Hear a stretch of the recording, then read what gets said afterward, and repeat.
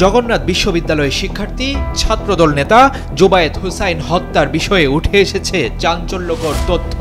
জুবায়েদের ছাত্রী বর্ষাই সাবেক প্রেমিক সহ এই হত্যার পরিকল্পনা করেছেন বলে পুলিশকে জানিয়েছেন।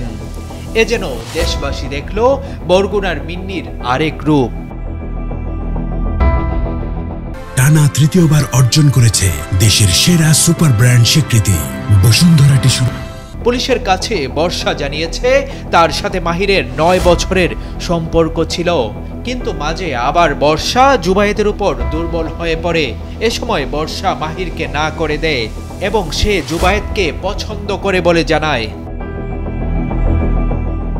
কিন্তু কিছুদিন পরেই জুবায়েদকে আর ভালো না লাগার কথা সাবেক প্রেমিক মাহির রহমানকে জানায় বর্ষা।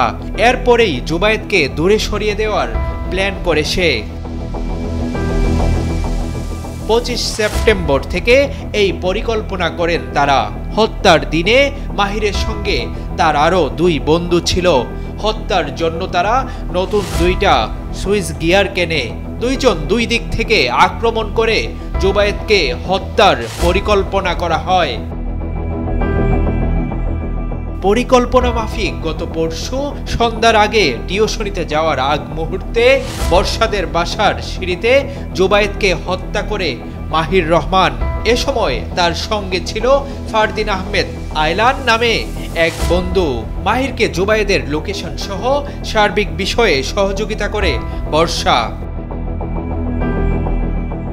মঙ্গলবার সকালে বংশাল থানার ভারপ্রাপ্ত কর্মকর্তা মোহাম্মদ রফিকুল ইসলাম জিজ্ঞাসাবাদে পাওয়া তথ্যের বরাত দিয়ে এমনটাই জানিয়েছেন গণমাধ্যমে।